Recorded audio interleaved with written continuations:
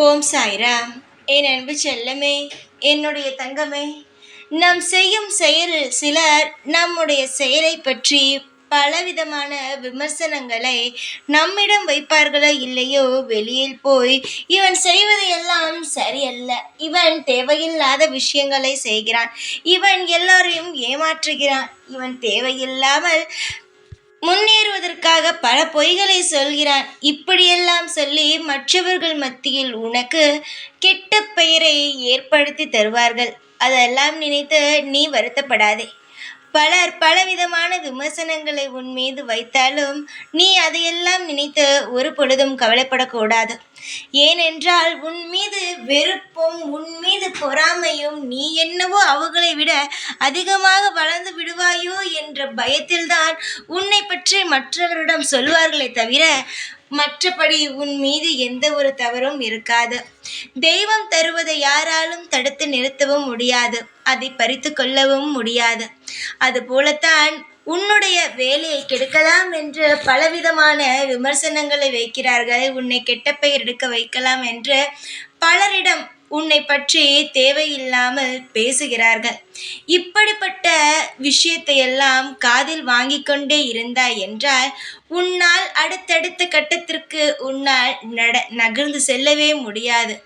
வாழ்வில் நீ மிகப்பெரிய இடத்திற்கு செல்ல வேண்டும் என்பதற்காக ஒவ்வொரு நாளும் போராடி கொண்டு இருக்கிறாய் அல்லவா? உன் போராட்டத்திற்கு நல்லதொரு விடிவு கிடைக்க வேண்டும் அல்லவா? அதனால் பொறுத்திரு. காலம் உன்னை எவ்வளவு தூரம் கொண்டு செல்ல போகிறது என்பது இப்பொழுது உனக்கு எதுவுமே தெரியாது. ஆனால் நிச்சயமாக, சத்தியமாக உன்னுடைய வாழ்க்கையில் உன்னை மிகப்பெரிய ஒரு இடத்திற்கு காலம் கொண்டு செல்ல இருக்கிறது. தங்கமே, நான் பேசுவதை உண்மை என்று நினைத்தால் அது உண்மையாக எடுத்துக்கொள்.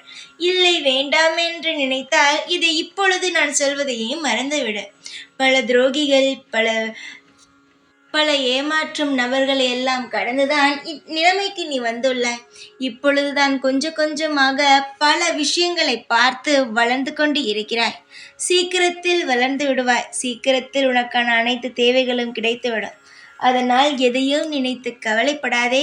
மன பாரத்தை எப்பொழுதும் தூக்கி சுமக்காதே. உனக்கானதை அனைத்தும் நான் செய்து தர இருக்கிறேன். பேரும் புகழும் பெற்று நீண்ட ஆயுளுடன் எந்த ஒரு சீக்கப்பிணியும் இல்லாமல் நான் உன்னை வாழ வைக்கிறேன்.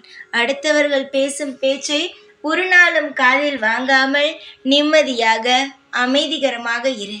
உன் வாழ்வில் திருப்பத்தையும் நல்ல தருணத்தையும் ஏற்படுத்தி நிம்மதியாக வாழ வைக்க வேண்டியது இந்த சாயின் கடமை.